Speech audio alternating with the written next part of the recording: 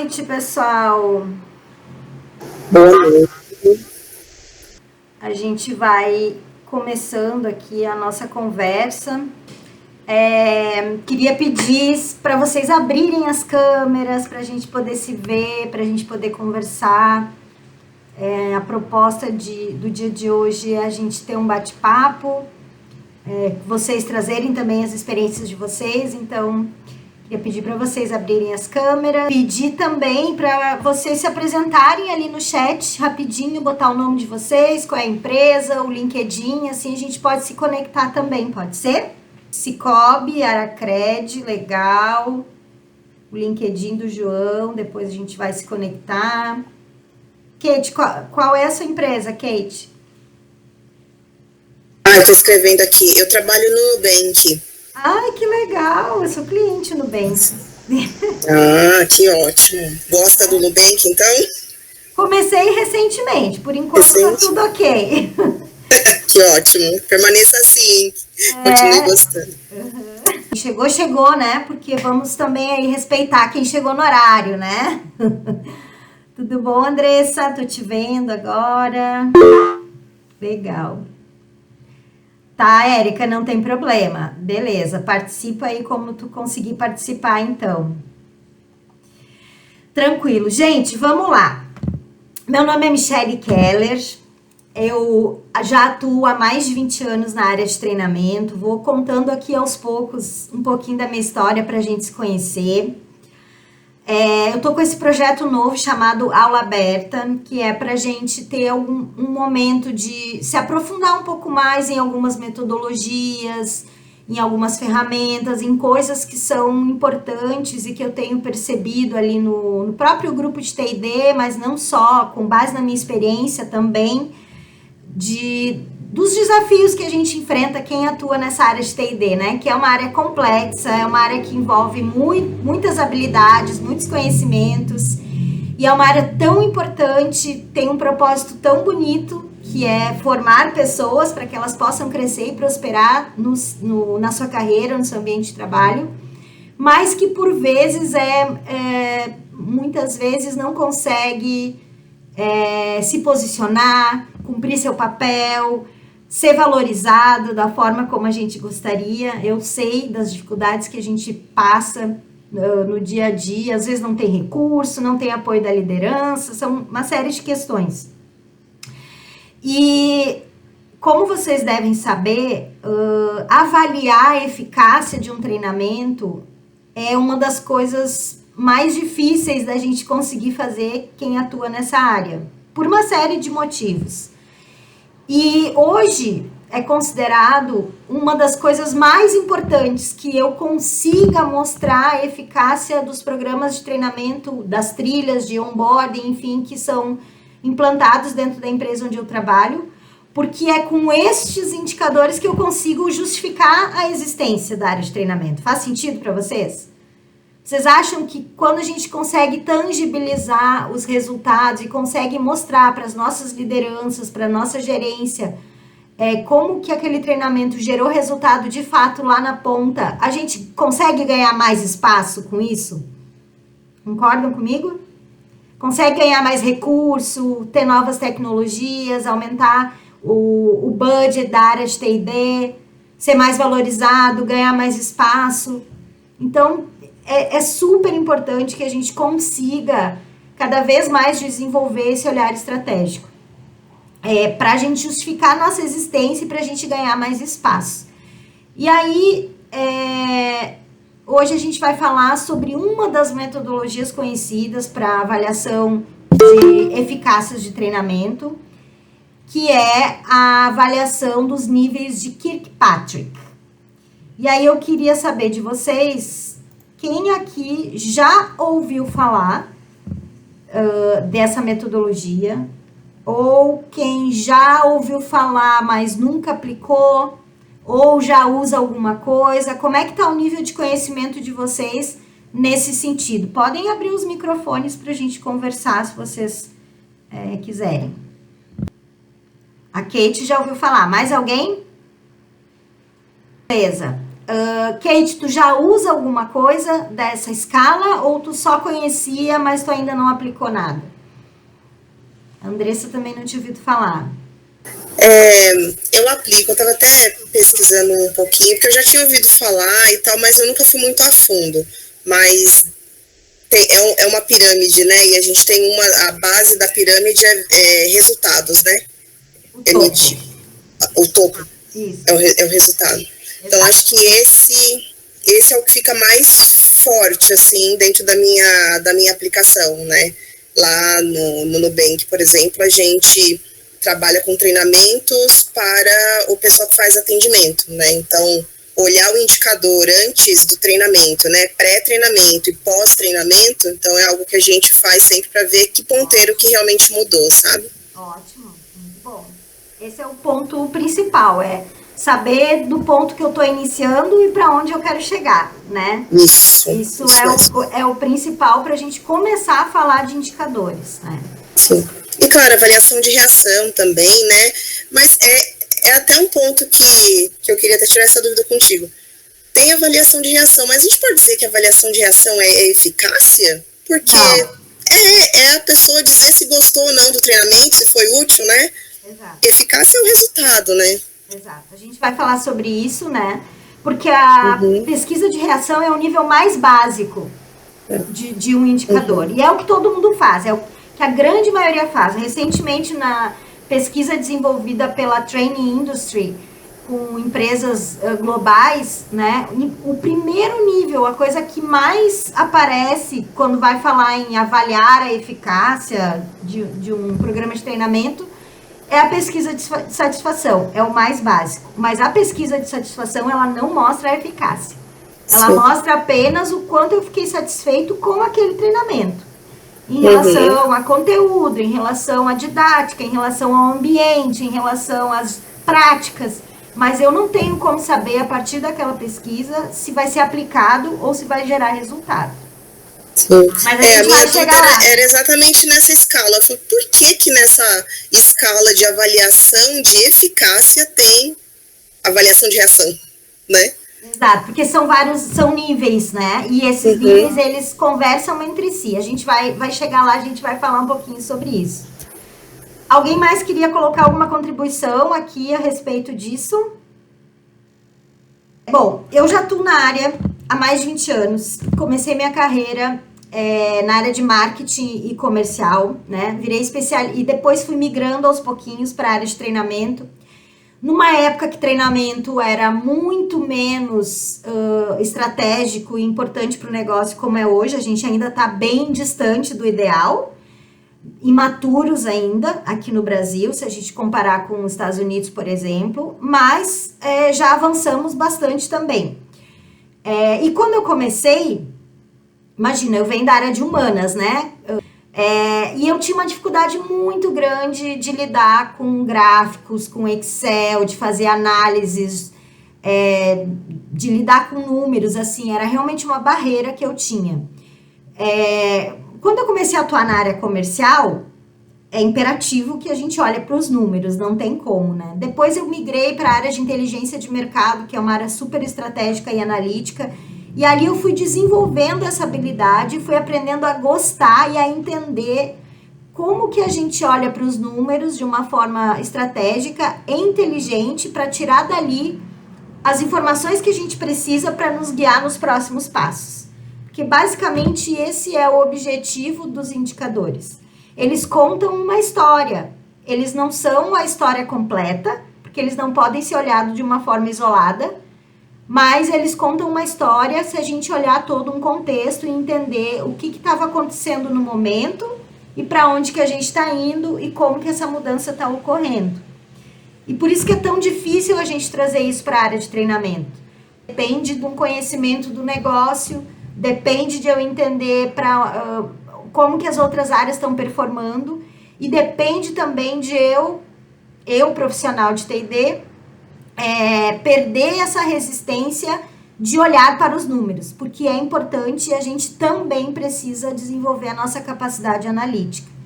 Então, eu fui começando na área de treinamento, também no início, com as dificuldades que muitos de vocês aqui também já passaram ao passo, E fui me desenvolvendo e passei por diversas empresas, multinacionais, pequenas, startups, diversos setores.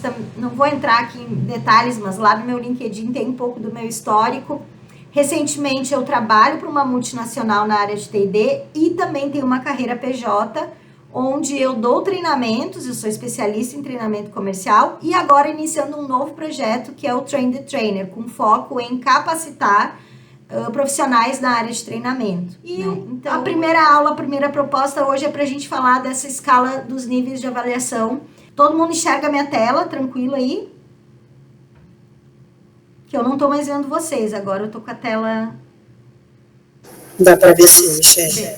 Tá, beleza. Então, o que a gente vai falar, né? Um breve conceito sobre indicadores, como que T&D encontra o business, onde é que é esse ponto de interseção, quem foi o Kirkpatrick, os 4 níveis dele.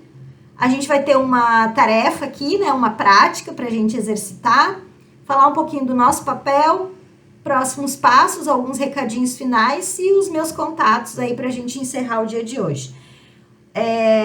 Não é como é que eu vou dizer, a proposta não é que só que eu fique falando, né, vocês podem pedir, interagir, fazer perguntas, trazer experiências de vocês, o que funciona, o que não está funcionando, a gente vai batendo papo, como tem pouca gente. Bom, eu queria abrir com essa frase que eu tirei de um livro, que diz o seguinte: a avaliação do treinamento é um pouco como comer 5 porções de frutas e vegetais por dia. Todos sabem o que devem fazer, todos dizem que estão planejando fazer melhor no futuro e poucas pessoas admitem ter acertado. Por quê? Porque quando a gente vai para a área de T&D, a gente está falando de um universo super complexo, que envolve várias áreas da empresa, múltiplas habilidades, e que não é a área de treinamento sozinha que tem o poder de mudar o mundo. Não é, nós não temos esse poder.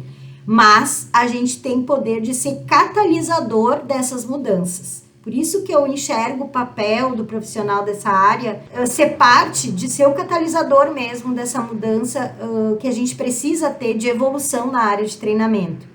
Uma escadinha, são degraus que a gente vai indo aos poucos e vai quebrando ali essas resistências à medida que a gente vai avançando. E a gente não tem como fazer gestão sobre aquilo que a gente não consegue medir. É possível, por exemplo, uma área comercial dizer que está aumentando as suas vendas se ela não tiver indicadores comerciais para medir? Vocês acham que é possível? Não é, né? Assim como o RH tem seus próprios indicadores de turnover, por exemplo, de pesquisa de clima, de PDI, de contratação, e uma série de outros indicadores, o RH também precisa olhar para isso, né? Tô falando só de RH sem falar de treinamento.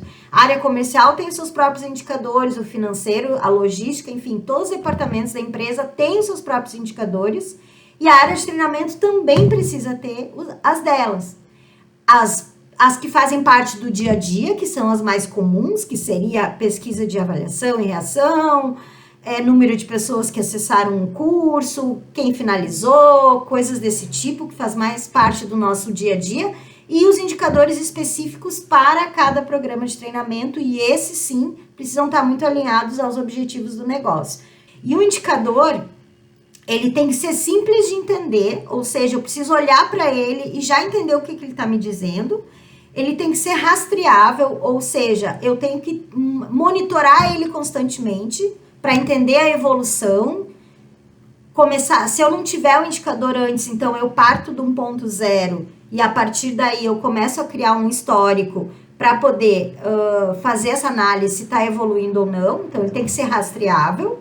Ele não é isolado, ele não é um número solto, ele tem que ser analisado dentro de um contexto. Se eu disser, por exemplo, que o preço do arroz aumentou 5%, mas eu não estou explicando por que o arroz aumentou, se foi a logística que foi impactada, se é o preço da gasolina, se teve chuva, se teve sol, se os produtores fizeram uma greve. Eu estou simplesmente colocando um número solto ali. E essa não é a ideia do indicador. A ideia do indicador é que eu consiga analisar ele junto com o contexto, para que sim eu possa, então, tomar as iniciativas que eu preciso fazer, desenvolver para melhorar ou para manter, né?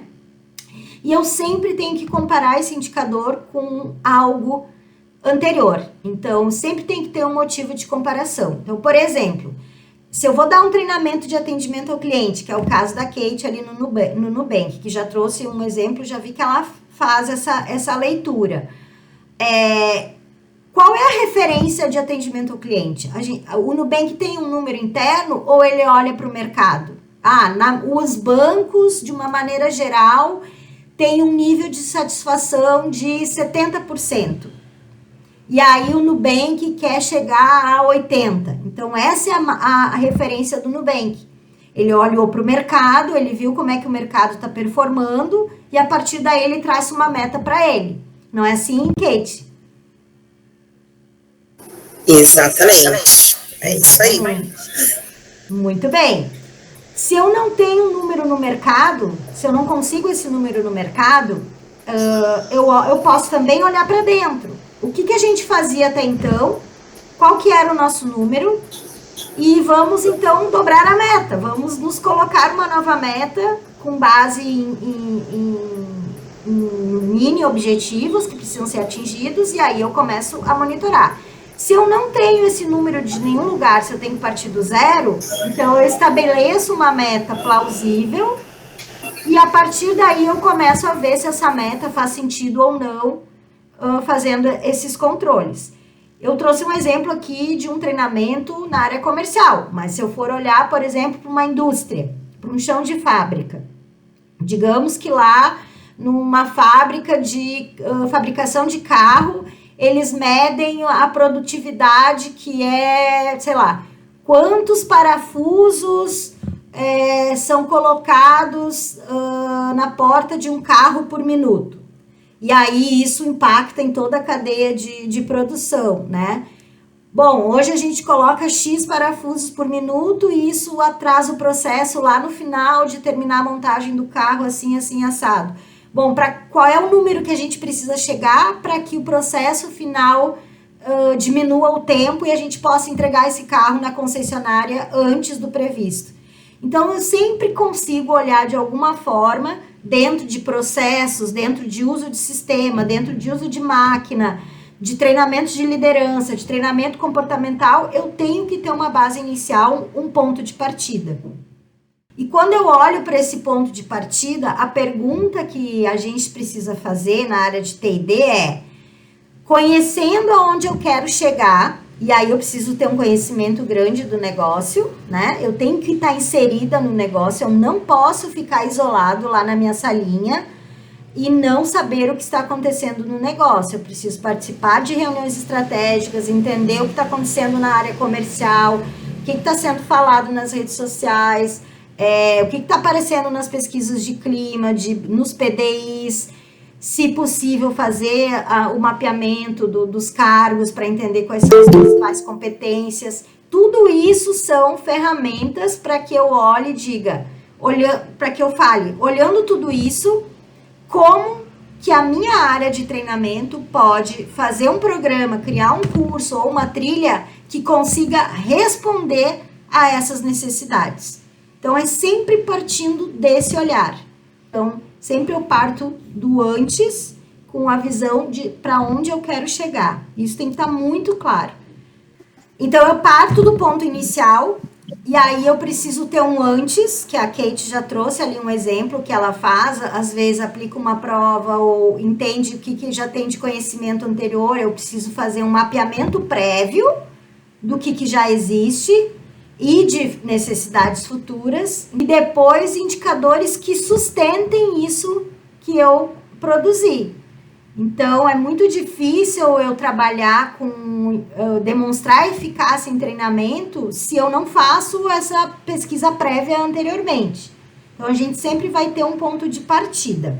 Tranquilo até aqui? Alguém quer falar alguma coisa, contribuir, tirar alguma dúvida? Tranquilo. Beleza. Tá perfeito, tá ótimo até agora. E aí, a gente tem uma série de metodologias no mercado, ao longo desses anos todos da evolução da área de treinamento.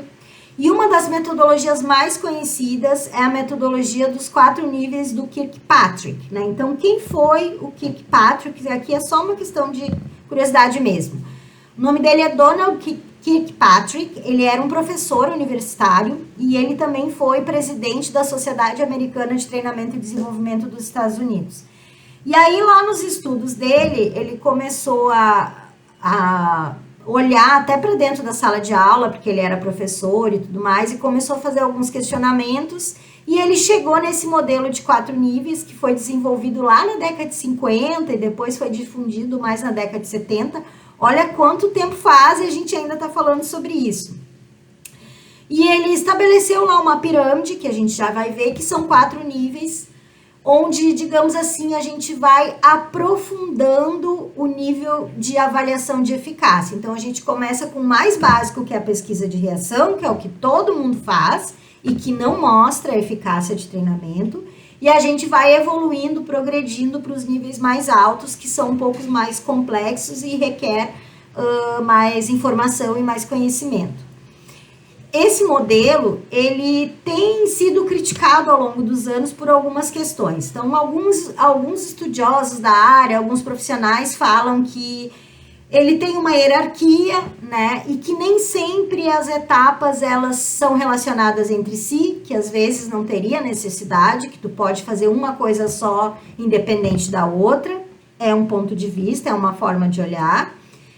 E também algumas críticas em relação que nem todas as variáveis do treinamento são consideradas, né? Porque, como eu falei, é uma área muito complexa. E o treinamento sozinho não vai salvar o mundo, ele é um pedacinho do pilar. Às vezes a gente faz um treinamento, mas todo o resto, a cultura não está pronta, a empresa não está madura, volta para seu ponto de trabalho, a liderança não faz o papel que tem que fazer, não acompanha. Então, é difícil isolar todos esses fatores para conseguir dizer exatamente, não, esse treinamento, com certeza, ele deu resultado por causa disso e disso, porque tem uma série de outras coisas que acontecem no meio do caminho e que impactam positivamente ou negativamente. Mas é melhor do que nada, né? Começar e fazer alguma coisa já é um avanço. E aí, o modelo de 4 níveis, né, ele foi desenhado numa pirâmide, onde ele começa com o nível mais básico, que é a reação, depois ele vai para o nível de aprendizagem, depois ele vai para o nível de mudança de comportamento, e o último nível, que seria a cereja do bolo, que é a performance organizacional, e aqui sim a gente está falando de números especificamente, de ter algo tangível, que é o próprio indicador, que possa dizer o quanto aquele programa de treinamento, aquela trilha, aquele onboarding, enfim, de fato fez sentido e causou resultado e a mudança que era esperado. Né? Então, agora a gente vai entrar um pouquinho em cada um deles e aí eu vou trazer alguns exemplos para vocês e vocês também podem interagir e trazer as experiências de vocês para a gente conversar. Então, o primeiro nível, que é a reação ou pesquisa de satisfação, todo mundo faz, como eu já falei, né? E o único objetivo dela aqui é eu conseguir identificar a satisfação dos alunos em relação àquele momento do treinamento. Em relação ao recurso, se era online, se era offline, se foi bom, se o horário foi adequado, se o local estava legal, se o conteúdo apresentado estava bom, fazia sentido, se teve um treinador, né, se teve um facilitador em sala, offline ou online, se ele soube expor bem o que ele estava querendo falar, se ele foi didático, se ele foi claro, se as práticas que foram colocadas ali foram interessantes. É isso que a avaliação de reação avalia. Tá? É a forma mais utilizada. O que é legal aqui? É um medidor? É um indicador? É um indicador, mas não é um indicador que interessa para o business. Ele é mais um indicador para o nosso ego, como profissional de T&D. de abrir ali a pesquisa de satisfação e ver que as pessoas gostaram, que tem elogios, que todo mundo achou o treinamento legal. É legal, a gente precisa ter esse olhar também, mas a gente tem que ter muito claro que ele não mede a eficácia do treinamento, porque a eficácia do treinamento também tem a ver com aplicação. Saber fazer e fazer, lá no nosso chá, né? Comportamentos, habilidades e atitudes. E eu não tenho como medir isso numa avaliação de reação, tá? Então, isso a gente precisa ter em mente. Um outro ponto aqui é que a gente às vezes costuma copiar um modelo de avaliação de alguma outra empresa que já usa e fazer exatamente igual, mas também é legal se a gente puder personalizar essas pesquisas de acordo com o programa e ter muito claro o que eu quero medir. Então, por exemplo, se é uma trilha de onboarding, né, e se eu estou aplicando um onboarding para novos colaboradores, as perguntas que eu vou fazer nessa pesquisa de reação são diferentes um pouco das perguntas que eu faria para um time que já é da empresa. Concordam comigo? Faz sentido? Que tipo de perguntas eu poderia usar numa pesquisa de reação de onboarding, por exemplo, que seria diferente das outras? Você se sentiu acolhido. Se sentiu acolhido, ótimo. O que mais? Uma coisa que eu uso muito, Michele, por exemplo, no onboard você fala de tudo, inclusive sobre a parte além do institucional, se ele entendeu os benefícios, se ele tem alguma dúvida, né?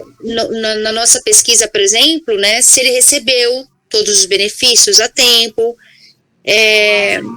que eu concordo contigo, é bem diferente de uma pesquisa de um colaborador que já está lá há mais tempo. Exato. Então, eu tenho níveis, assim, como que a gente pode melhorar esse nível, que é o nível 1 da nossa pirâmide aqui? Personalizando a pesquisa de reação à satisfação. Além das perguntas básicas, que é a experiência geral com aquele curso ou aquele programa, é desenvolver algumas perguntas mais personalizadas em relação àquele momento específico, que vai ser diferente de outro. Aí eu consigo dar, digamos assim, aprofundar um pouquinho mais esse nível e tirar mais informações, porque qual é também o objetivo aqui? Eu não posso fazer uma pesquisa de reação e satisfação e não dar o retorno para as pessoas. Se foi identificado lá na pesquisa de reação que não ficou claro alguma parte do conteúdo, que a pessoa achou que o facilitador, sei lá, não foi muito legal, ou se ela trouxe alguma questão em relação a informação que não estava atualizada, eu preciso dar retorno para essas pessoas, ou de uma forma geral, se eu não tiver nominal, ou individual, se eu tiver como saber quem escreveu. Porque isso gera credibilidade. E as sugestões nas pesquisas que são colocadas muitas vezes de melhoria, também eu tentar implantar, eu dar um retorno sobre isso. É uma forma até de vender a área, né? Então, eu posso, por exemplo, fazer um relatório sobre as pesquisas de satisfação, os principais pontos, a partir dali o que a área vai fazer para melhorar, as coisas novas que vão ser implantadas e usar isso numa comunicação para a empresa, através de uma newsletter ou de um e-mail ou mesmo nos canais de comunicação, Teams, Slack, e eu uso isso também como uma forma de vender o meu peixe.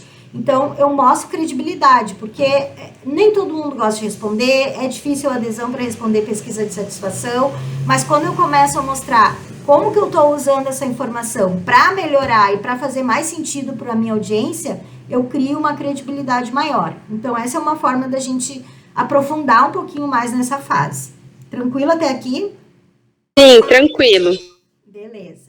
A segunda etapa da nossa pirâmide é a etapa de aprendizagem. Aqui a gente já começa a ficar um pouquinho mais complexo a nossa avaliação. Então, o objetivo dessa etapa é eu medir o conhecimento antes e depois. Pensem assim, antes e depois.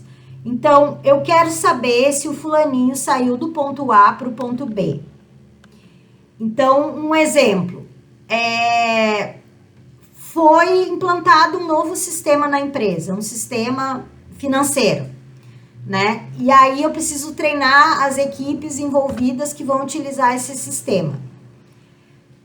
É um sistema novo, ninguém sabia usar antes, ninguém nunca tinha usado, então eu não tenho ainda o antes, né? Mas eu sei o que eu preciso, o que eles precisam saber depois desse treinamento.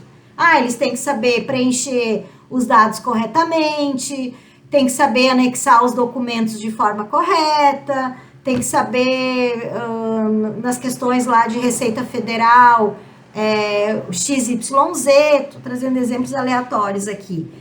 Então, eu defino parâmetros do que é prioridade das pessoas saírem sabendo daquela aula. Não vai dar para fazer tudo, porque é normal, existe uma curva de aprendizagem, a gente esquece, e é a prática que vai nos ajudar a exercer, a melhorar e tudo mais. Mas eu tenho que ter um mínimo. O mínimo que eu preciso que essas pessoas saibam nesse novo sistema é XYZ.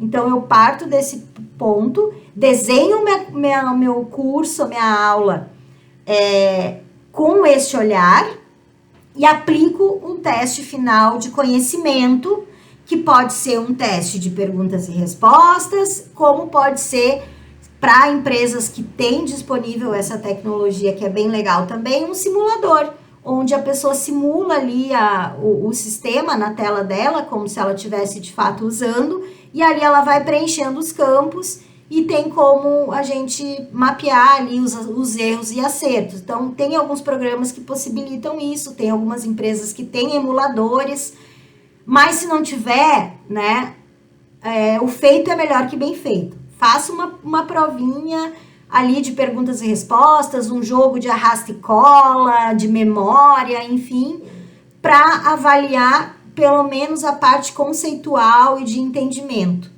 Então, eu sempre tenho que ter esse olhar. Se eu tiver o antes, né, então as pessoas usavam o sistema X, agora o sistema vai sofrer uma melhoria e vai incluir campos novos. Então, eu preciso que eles entendam essas mudanças. Então, eu comparo, faço um teste antes e depois um teste depois para eu entender como é que foi essa evolução. Uma outra forma aqui também é a gente usar grupos pilotos. Tu usa isso nos teus treinamentos, Kate? Grupos pilotos? Grupo piloto no treinamento? Como exatamente? Você consegue me dar um exemplo só para... Sim, o grupo de controle, né, ou grupo piloto, é o seguinte, ao invés de eu treinar todo mundo sobre um tema, eu pego um grupo específico, treino este grupo, e aí eu avalio como é que é a melhoria, a performance desse grupo. E aí depois eu consigo comparar. O grupo que fez o treinamento teve melhoria, e os que não participaram se manteve na mesma ou pioraram. Essa é uma forma... Exato, essa é uma forma bem legal. Desculpa te cortar, Michele. A gente faz... O Robert fala muito disso, Birkenhoff, né? Sobre os grupos de controle, de você fazer tanto grupo controle quanto as experiências em pequenos setores primeiro e depois ampliar suas ações, né? Exato. Isso eu sei que às vezes é desafiador, né, em função das urgências e emergências do nosso dia a dia, nem sempre a gente consegue, mas essa é uma ferramenta bem eficaz de a gente mostrar de fato o impacto do treinamento. Eu pego um grupo de controle, aplico, monitoro durante um período, avalio se houve mudança, e aí eu consigo voltar para o meu gestor e dizer, olha, o grupo de controle performou dessa forma, e o grupo de os que não participaram não teve mudança ou até piora. Então, isso é uma ferramenta bem legal que a gente pode utilizar e tá dentro desse nível aqui de aprendizagem, né? Porque o objetivo aqui é que eu consiga saber o que a pessoa fazia antes, o que ela não fazia antes e que agora ela consegue fazer, né? Esse é o objetivo dessa etapa. Geralmente aqui a gente usa testes, quiz, simuladores, como eu já falei, e essa dica aí do grupo de controle ou do grupo de piloto. Mas o que a gente precisa lembrar aqui nessa fase que é super importante?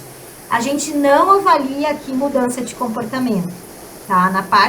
Nessa etapa de aprendizagem, é mais a parte de saber fazer. Mas a gente precisa entender que saber fazer não significa colocar em prática. Porque a gente sai do treinamento, entende o conceito, sabe falar sobre o assunto, mas quando a gente vai para o nosso dia a dia de trabalho, a rotina toma conta, outras demandas, o gerente não cobra, o conhecimento é esquecido. Então, esse nível aqui, ele não olha para a mudança de comportamento. Tá? Isso é importante a gente saber. O próximo nível, que é um pouco mais avançado, aí sim a gente vai falar de mudança de comportamento. Então, aqui o objetivo é eu, de fato, olhar não só para o saber fazer, mas para a atitude de fazer. Então, se eu dei, por exemplo, um treinamento de vendas sobre prospecção de clientes, eu preciso ter uma forma de olhar isso depois lá no dia a dia, ou através da observação com os gerentes, ou através de o retorno das aulas para bater um papo, para ver o que funcionou, e principalmente para os números, porque a área comercial tem bastante indicador, e entender se está sendo aplicado o conhecimento que foi dado naquele curso de prospecção, se está sendo colocado em prática e se isso está gerando resultado. Então, aqui eu já começo a olhar um nível um pouco mais aprofundado. Então, não é só o saber fazer, mas também é o colocar em prática. Aqui entra bastante atividades de roleplay, por exemplo, né? Que são aqueles teatrinhos que a gente faz simulando ali uma situação. A área de atendimento ao cliente faz bastante disso, né, Kate? Ou de vendas, eles usam bastante esse recurso de roleplay. Ou se a gente puder ter umas escutas gravadas, gravações de ligações para cliente, se a gente consegue trazer isso para a sala e avaliar em conjunto o que poderia ter feito melhor ou não. Se é treinamento para liderança, ter ali simulações reais de devolução de avaliação, de feedback, como fazer a gestão. Então, sempre eu tenho que trazer muito para a prática quando a gente fala em mudança também de comportamento. Qual que é o melhor dos dois mundos? É o anterior com esse aqui. Esse é o melhor dos dois mundos. Nem sempre a gente consegue. Às vezes eu compro um curso de prateleira que está pronto, né? Talvez foi identificado lá pela empresa, a gente tem uma demanda, precisa trabalhar, sei lá, empatia. Então, vamos comprar um curso de prateleira pronto, aí a gente joga lá na nossa universidade corporativa ou no repositório, uma série de videozinhos, um material para leitura, a pessoa vai lá, consome, e aí? Eu tenho como garantir que houve aprendizagem e que houve mudança de comportamento dessa forma? Eu acho que não. Não tem como medir. Só fez o curso e qual o resultado daquilo, né? Não, é muito difícil. Por isso que os cursos de prateleira, eles entram na categoria informação. E informar não é treinar. Se eu optar por ter um curso de prateleira, a minha sugestão é que tenham outras ações capitaneadas pela área de treinamento para solidificar esse conhecimento. Então, não é só eu largar o curso lá para a pessoa absorver, mas é que eu tenha momentos depois do curso ou durante o curso para fazer troca, para fazer uma experiência, para fazer uma prática, e com isso eu potencializar aquele curso ali que já está pronto. A gente está indo, está muito comum hoje a gente usar os recursos online, os cursos prontos, porque é mais prático, às vezes é mais barato e não gasta tanto recurso da área, às vezes é uma pessoa só, já te passo a palavra, Kate. Mas a gente tem que ter tem que estar muito consciente que, como profissional de T&D, nosso compromisso é com a formação das pessoas para que elas entreguem resultados para o negócio.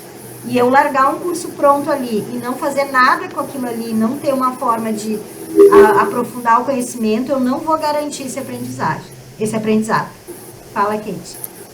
Michele, a avaliação do comportamento com a outra fase de resultados não acaba meio que se confundindo, porque se você tem uma mudança se você mudou um ponteiro, conseguiu um resultado melhor, teve mudança de comportamento, não é? Elas se complementam, mas dependendo do que você for ensinar. Porque quando eu estou ensinando, quando é uma capacitação técnica, e eu quero avaliar se aquele conceito ou se aquela aplicação foi aprendida logo após o curso, a aula, enfim, eu geralmente uso testes. Então, por exemplo, eu detectei que as pessoas não sabem usar o Excel e é uma ferramenta, um conhecimento que a gente precisa aqui dentro da empresa. Então, vamos dar um curso de Excel para as pessoas. Então, a pessoa vai lá, passa por um curso de Excel, no final ela vai fazer um testezinho e ela vai acertar, ela vai tirar 8, 9 no teste, ela vai lembrar, ela vai saber. Mas é diferente do que ela chegar lá no dia dela e colocar isso em prática de verdade. Então, essa é a diferença. Na aprendizagem, eu avalio se o conceito daquilo que eu falei foi aprendido. Agora, quando eu estou falando de mudança de comportamento, eu estou pensando na aplicabilidade. Então, o melhor de dois mundos é eu conseguir os dois, que é o mais complexo, porque a mudança de comportamento não depende só da área de treinamento, a gente está lidando com pessoas, né? As pessoas têm que estar dispostas a mudar e ela também está muito ligada ao ambiente organizacional e à cultura da empresa. Porque se eu faço todo um programa para estimular as pessoas a serem mais criativas, mais inovadoras, mais protagonistas, mais autônomas, e depois elas voltam para o seu ambiente de trabalho e não tem espaço para isso, não vai adiantar também. Então, a mudança de comportamento, ela tem que estar muito alinhada com os valores da empresa e tem que ser cascateada de cima para baixo. A área de treinamento tem que estar muito alinhada com a liderança. Muito alinhada nessa linguagem, muito alinhado e com o RH também, né? Muito alinhado nesse discurso, porque o que for colocado em sala tem que fazer sentido na prática. Senão eu vou me desmotivar. Não adianta eu fazer um treinamento maravilhoso de gestão do tempo, por exemplo, né? Para as pessoas terem mais saúde mental e poderem ter uma vida mais equilibrada no trabalho. Vamos dar para os nossos colaboradores um treinamento de gestão do tempo, porque a gente se preocupa com o bem-estar deles. Mas aí, quando volta para o dia a dia, a realidade deles não é essa. Então, a mudança de comportamento, ela tem que estar muito ajustado com o ambiente organizacional. O que é possível fazer? A gente quer mudar esse comportamento, a gente tem muitos conflitos aqui, a gente precisa trabalhar a comunicação mais assertiva. Tá, é importante, onde é que isso está impactando? O que isso está trazendo de negativo para a empresa? Onde é que está sendo afetado? Quais são os pontos que a gente precisa melhorar? Ok, a gente vai dar esse treinamento, mas qual é o papel da liderança nisso também? Como é que a liderança também vai fazer essa mudança? Como é que a gente vai cascatear isso de cima para baixo? Então, aqui o nível é bem mais complexo. Mas o que envolve aqui, né? Como que a gente pode medir essa mudança de comportamento? Troca entre pares, promover espaços para que os próprios colegas tragam exemplos de boas práticas, de coisas que eles fizeram e que deu resultado. Recentemente eu fiz um treinamento em São Paulo sobre vendas consultiva e essa semana a gente fez um fechamento, um mês depois, né, que eu gosto de fazer, para revisitar alguns conceitos e entender se eles aplicaram alguma coisa, como é que foi e tal. E daí uma gerente trouxe uma experiência dela de que ela acabou aplicando ali, usou o conhecimento que foi dado e montou o próprio modelo dela para levantar informações sobre o cliente, porque ela tinha uma reunião importante e tudo mais, e eles criaram tipo um mapa um mapa da persona, né, do cliente ali, com várias informações mais aprofundadas e tudo mais. Então, ela contribuiu dizendo, ó, eu peguei esse conhecimento aqui, eu transformei em algo novo, que fazia sentido para mim, para minha realidade, e não tem problema, é isso mesmo, e tô dizendo que funcionou. Então, ela tá trazendo a experiência dela, ela tem credibilidade dentro dos times, e os outros times podem se espelhar. Então, essa é uma prática bem legal de fazer. Coaching, né? A gente poder treinar os líderes a serem coaches.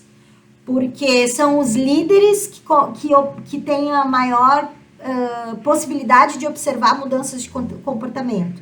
Não é só nos momentos de avaliação. Já te passo a palavra, Maria, não é só nos momentos de avaliação de PDI, uma vez por ano ou a cada 6 meses, mas que se tem uma prática corriqueira, mensal ou bimestral, de se falar com seus liderados pessoalmente, endereçar pontos específicos, não deixar a coisa tomar um volume muito grande e observar esses comportamentos quando a gente está falando principalmente de soft skills, né? Então, mas eu preciso treinar os meus líderes a serem coaches. Porque qual é o grande negócio do coach? São as perguntas, né? Saber fazer as perguntas certas e estimular a autoanálise. Então, eu preciso treinar os meus líderes a serem coaches e aí eles conseguem me fornecer informações sobre essas mudanças de comportamento. Fazer escutas também, se for possível, os próprios PDIs e a autoavaliação, né? Então, fazer uma autoavaliação com as pessoas, que elas possam se autoavaliar também, onde que elas estavam e como elas melhoraram, também é uma forma de a gente entender se houve mudança de comportamento. Fala, Maria. Para a gente finalizar aqui mudança de comportamento, né? Quais são as principais formas da gente entender se houve mudança de comportamento? A troca entre pares, né? Então, ouvir a experiência e ver o que as pessoas colocaram em prática e como que foi o resultado. O coaching, que é uma prática que está sendo bem utilizada lá fora e aqui no Brasil ainda está devagar, ou seja, eu dar ferramentas e treinar as minhas lideranças para que elas tenham um pouco o perfil de coaching, para que elas possam fazer a gestão sobre seus liderados e fazer as perguntas corretas e conseguir avaliar essas mudanças de comportamento. O PDI, né, que é uma ótima ferramenta. Então, se o PDI está bem elaborado, se ele está bem mapeado, eu consigo dar essa devolutiva para o meu liderado individualmente, consigo apontar para ele quais são os comportamentos que ele precisa melhorar, e aí no próximo ciclo eu consigo trazer com exemplos reais de como que houve aquela mudança. Mas isso é para um gestor que está atento, um gestor que faz gestão de fato. Qual é a realidade na maioria das empresas? O que vocês acham?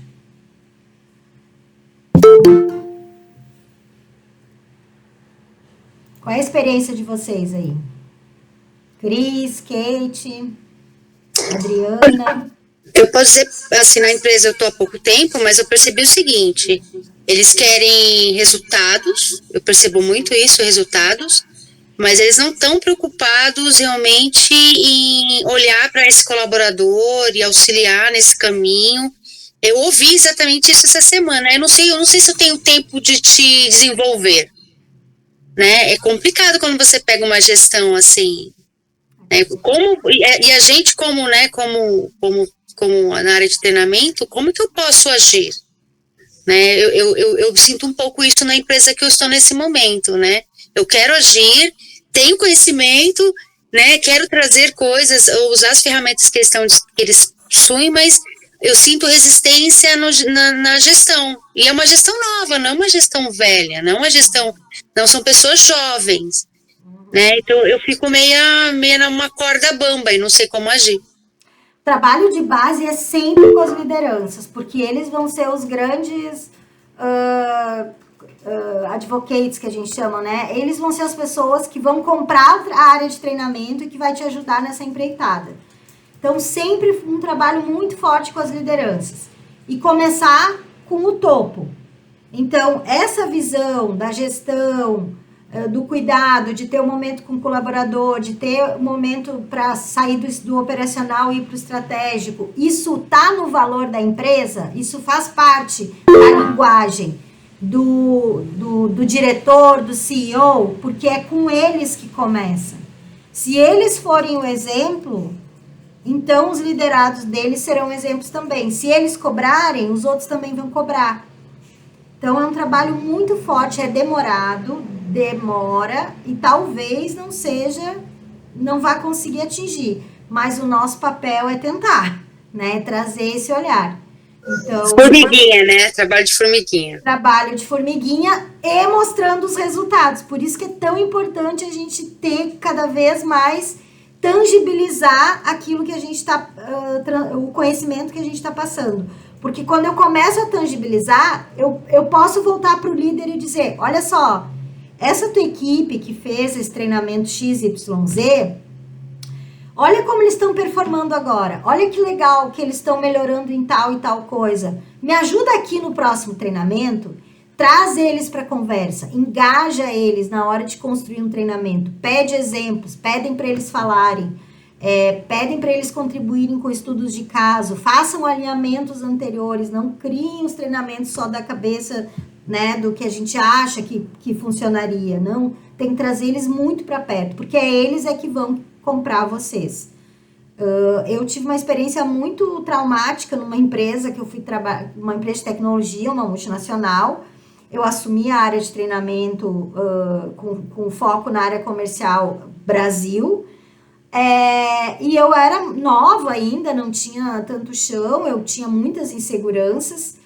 E eu tive uma dificuldade enorme de conseguir o apoio das lideranças para os treinamentos. As pessoas não apareciam, os líderes diziam que não importava, que não precisava ir para treinamento, que não era importante, que tinha que vender. E foi um trabalho assim de mais de 6 meses para eu conseguir ocupar um espaço e começar aos pouquinhos a mostrar alguns resultados daquilo ali. Mas a gente tem que estar sempre com esse olhar e tangibilizar. Porque aí eu tenho bala na agulha para voltar e fazer a negociação. Alguém mais quer falar? Sim, eu levantei a mão, a Maria Aurélia. Eu ia falar, acabou caindo. Tranquilo. Você fala, e eu concordo da questão da tangibilidade, né? E eu também, aqui vendo o seu slide, você fala, né, que o comportamento, ele é observável, mas não é medido em números. Então, a minha dúvida se você conseguir exemplificar de que forma fazer um relatório para gestão, porque a gente trabalha muito na questão de indicador, números, relatórios e etc., de algo que é uma mudança de comportamento, do que a gente observa, do que a gente faz auditoria, entre outras coisas. Se você puder dar algum exemplo, eu agradeço. Tá. Vamos trazer, deixa eu pensar, um exemplo bem real, assim, que eu posso ter passado recentemente. Esse treinamento que eu fui dar em São Paulo mês passado, que era um treinamento de venda consultiva, eram 40 e poucas pessoas da equipe comercial, tinha em torno de 5 lideranças ali, todos participaram do treinamento, foram super participativos, contribuíram, fui super bem avaliada, beleza. Trouxe os conceitos, eles sabiam do que eu estava falando, eles entenderam. Aí passou 1 mês e pouco, fui fazer um retorno com eles, como eu falei antes. Perguntei, minha primeira pergunta para eles foi, de 0 a 10, o quanto você acha que aplicou aquilo que você aprendeu no nosso treinamento? 2 pessoas só marcaram entre 9 e 10, entre 8 e 10. O resto ficou abaixo de 3. Então, tudo bem, ali eu fiz uma autoavaliação. Então, eles mesmos foram honestos e falaram que, olha, eu não botei em prática. Aí eu queria entender qual foi, o que impediu você de colocar em prática. Aí veio, não tem tempo. A gente volta pro dia a dia e a gente entra numa rotina. Porque não sei o quê. Daí começa a trazer as bengalas. Aí eu voltei pro líder. Líder, o que você fez para promover com que as pessoas colocassem esses comportamentos em prática daquilo que a gente aprendeu. O que eu estava querendo ver ali, né? Qual que era o objetivo principal? A gente está falando de vendas, então eu queria que eles investissem mais tempo em investigar um prospect, em levantar mais informações, para que eles fossem na primeira reunião já com argumentos sólidos e entendendo exatamente com quem eles estavam falando, para que eles pudessem fazer uma oferta melhor, focada mais em benefício e não no produto em si. Então, esse era o objetivo macro do que eu queria, né? E aí eu voltei para os líderes e perguntei, o que está impedindo a sua equipe de aplicar aquilo que a gente viu no treinamento? Daí os líderes vêm e trazem, porque é dia a dia, pensei que, né? Cada um com as suas bengalas. Beleza. Então, numa reunião como essa, eu tenho já informações que eu posso transformar isso num relatório que eu já percebi ali que não houve mudança de comportamento. Agora, quando uma das pessoas me traz, eu peguei essa informação que tu me deu, transformei isso coloquei isso na minha rotina, desenvolvi um novo modelo e estou usando agora nos outros clientes. Essa pessoa teve uma mudança de comportamento.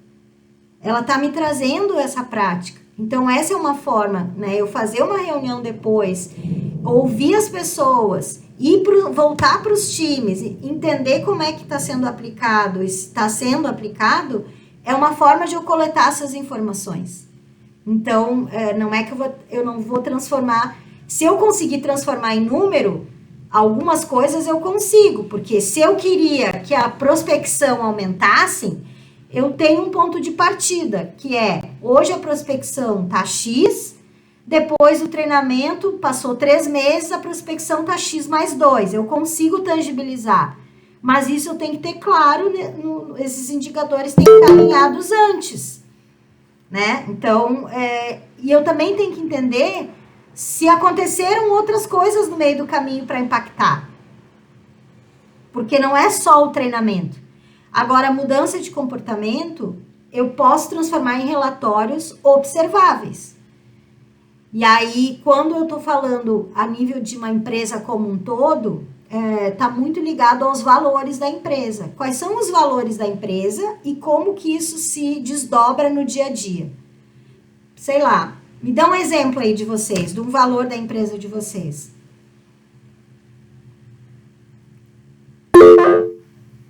Diga, Sibeli. Eu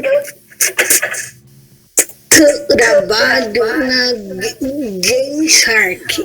É uma empresa que faz prospecção com clientes comerciais, com o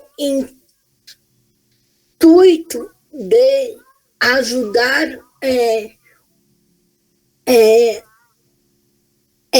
a aumentar as metas dos clientes. Tá. Então nós marcamos a reunião de negociação, Tá. com o gerente, com o representante comercial e com o cliente. Tá. Vocês marcam essa reunião com eles para fazer a apresentação do produto. Sim, Beleza. Não, Mas essa é uma etapa já um pouquinho mais avançada, né? é uma consultoria, Tá. certo? Então, é isso. Tá.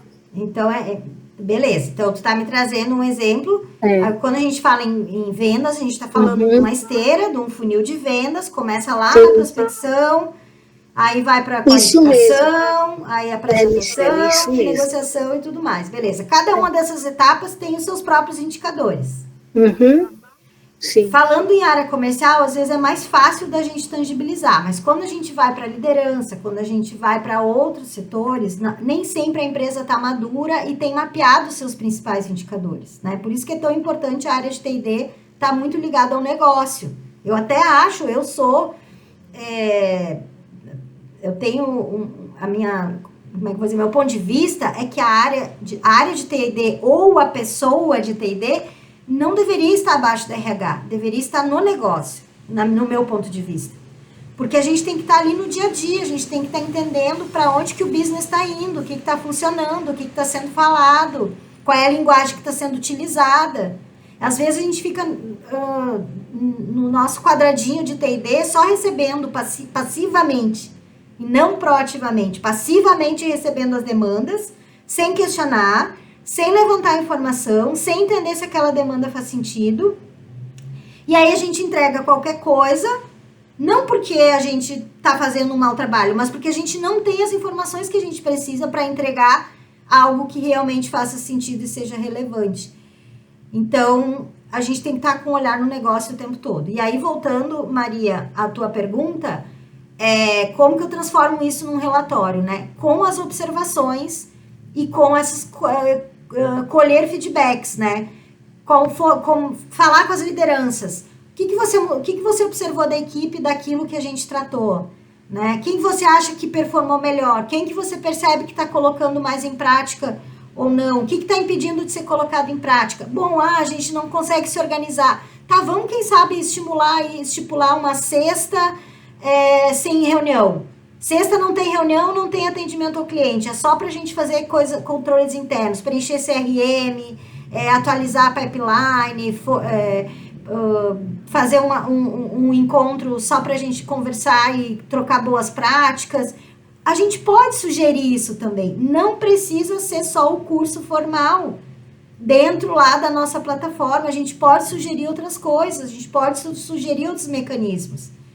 Porque quanto mais integração e mais retroalimentação, melhor vai ser. Então, a gente consegue colher esses feedbacks de forma observável, fazendo perguntas, juntando as pessoas, ouvindo e, obviamente, se refletiram também nos números, que se a gente conseguir mensurar, a gente também ali tem um termômetro para dizer que realmente houve mudança de comportamento ou não. Porque tem coisas que são óbvias, né? Se a pessoa usou um sistema ou não usou o sistema. Se ela não usou, não mudou o comportamento, não está deixando de usar algo que é uma nova diretriz da empresa. Então, não houve mudança de comportamento. Isso é muito fácil de ver, mas quando a gente vai para soft skills, aí é que o bicho pega, porque daí a gente está falando de níveis de profundidade muito maior. Faz sentido o que eu estou falando para vocês? Sim. Maravilha. Então, finalizando aqui, né? Último nível, aí sim os resultados. Aqui a gente está falando de números, então é transformar em números tangíveis os resultados de programas de treinamento. Não existe um indicador único, mais bam. Existe aquele indicador que faz sentido para você, no seu momento, na maturidade que a tua empresa está, dentro daquilo que é possível fazer. Então, não pirem em relação a isso. O feito é melhor que o perfeito, é melhor alguma coisa do que nada, né? Então, comecem devagar, comecem olhando o que é possível medir. O que eu escolho medir, lembre lá no início, ele tem que ser rastreável, ou seja, tem que ser uma constância, não adianta eu medir uma vez e depois nunca mais olhar, porque eu não vou ter histórico e não vai fazer sentido. Então, tem que ser algo que esteja no DNA da empresa, ela já olha para aquele número, ou vamos passar a olhar a partir de agora, isso vai ser uma prática, né? E eu também preciso ter um ponto de partida. Olhe para o mercado. Existe um modelo do mercado? Como é que o mercado está atuando? O que é melhor prática? Qual é o percentual que o mercado está performando hoje em relação a alguma coisa? O que a maioria das empresas estão fazendo? O que está funcionando? Buscar essa informação em institutos de pesquisa, no Gartner, no site da Training Industry, fazer benchmark com outras pessoas, ler relatórios. Aí eu consigo ter esse repertório para eu poder voltar para as minhas lideranças e dizer, olha, o mercado está agindo dessa forma. Como que vocês querem fazer daqui para frente? Vamos seguir esse número? Vamos aumentar em 5%? O que faz sentido para vocês? Então, eu consigo trazer entregar valor, entendeu? Eu consigo gerar valor dentro da área de treinamento, porque eu estou falando a mesma linguagem do negócio. Porque no final das contas, o que o business quer é essa etapa aqui, resultado.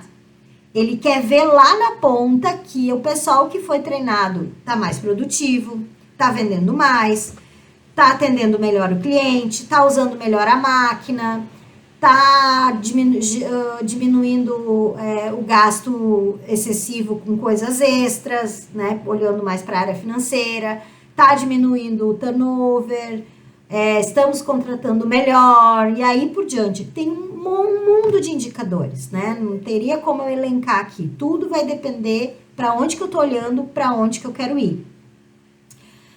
Aqui a gente está falando do próprio ROI, que é outro papo super complexo. O ROI não é para tudo, a gente não usa o ROI para todo tipo de treinamento. Ele diverge, tem gente que considera no ROI cursos extras como graduação, pós-graduação, outros não consideram, então esse é um outro papo. A gente está falando também de indicadores que estão ligados à redução de custos, melhoria de satisfação, aumento de vendas, redução de acidente de trabalho, quando a gente fala da indústria, esse é um indicador bem importante, ou questões de segurança, de uso correto de inteligência artificial, de uso correto de dados, são os treinamentos de compliance, que geralmente também envolve bastante indicadores de qualidade, se alguma empresa, se a empresa de vocês, por exemplo, tem certificações como ISO ou PGQP, coisas do tipo. Então, cada certificação tem uma série de critérios, de padrões, de processos a serem seguidos para se obter a certificação. Então, isso também tem que ser monitorado. A própria pesquisa de clima e tantos outros, né? Aqui, quando a gente chega nesse nível aqui, é a nossa maior contribuição para o negócio. Quando a gente consegue tangibilizar, consegue juntar o aprendizagem com a mudança de comportamento e tangibilizar isso em algo palpável, a gente está entregando a eficácia das nossas ações de treinamento. Fácil? Não. Desafiador? Muito. A gente sabe de tudo que acontece no meio do caminho até a gente conseguir chegar aqui. Mas eu acho que o nosso papel é esse. O nosso papel é ser proativo, né? Testar. Testa uma vez, vê o que funcionou, volta, vamos mudar, fala com a liderança, alinha antes, faz um grupo piloto, propõe algo novo, proatividade. Lutar pela causa, ocupar espaço, desenvolver a nossa mente analítica, muito importante, não ter medo dos números, ler relatório, olhar gráficos, saber analisar as tendências, isso faz parte da nossa habilidade de trainer mais e mais, né? E assumir o nosso compromisso, buscar sempre construir programas e trilhas que fazem esse ciclo completo. Parto da pergunta, olhando para os objetivos do negócio, qual é o tipo de treinamento que a minha área pode construir para ajudar o negócio a alcançar esse objetivo. E aí eu começo a desdobrar daqui para frente. O plano de aula vai ser com esse olhar, as práticas vai ser com esse olhar, o teste que eu aplicar no final vai ser com esse olhar e os indicadores que eu escolher vão ser com esse olhar. Então, eu sempre parto dessa pergunta. Como que o meu programa vai ajudar a resolver o problema do business, a chegar no objetivo X, a conseguir o não sei o que Y. Esse é sempre o olhar que a gente vai ter. Isso ajuda a gente a construir essas etapas aqui que a gente viu. Eu tinha uma proposta, mas como o nosso horário era 1h30 e eu não quero me estender, o que eu vou propor para vocês? Eu vou mandar esse material para vocês por naquele e-mail. Todo mundo, aqueles e-mails que vocês me passaram, vocês receberam direitinho, tá tudo certo? Qualquer coisa, vocês podem me chamar no WhatsApp também. Pode ser? Perfeito. Tá. Eu vou mandar esse material para vocês. Vou mandar uma pesquisa de reação desse nosso encontro também. E aqui tem uma proposta que eu sugiro que vocês exercitem, né? Escolham um desses casos aqui, 1, 2, 3, ou os próprios 3, e façam esse exercício com vocês mesmos ou com as equipes de vocês, né? Nessa situação, por exemplo, como você avaliaria a aprendizagem, mudança de comportamento e resultado, ou seja, escolhendo um indicador, do uso de um novo sistema na sua empresa. Façam esse exercício. se eu fosse implantar um novo sistema, como é que eu iria avaliar a aprendizagem desse sistema? Que tipo de prática, o que eu ia fazer para avaliar? Como eu avaliaria a mudança de comportamento, ou seja, não é só o saber fazer, mas é o querer fazer. Aonde que eu olharia, com quem eu falaria? E qual indicador que eu poderia utilizar nessa situação? Que tipo de indicador? Se não tiver, inventa, não tem problema. Né? O exercício aqui é que a gente exercite esse olhar de trabalhar com os últimos 3 níveis, que são os que mais entregam resultado. Porque o primeiro é só para a gente dizer se foi legal ou não o treinamento. Ele não mede a eficácia. Pessoal, eu vou enviar a pesquisa, vou enviar esse conteúdo, vou enviar para o e-mail de vocês, mas caso alguém não recebeu, pode me chamar ali no WhatsApp que eu envio.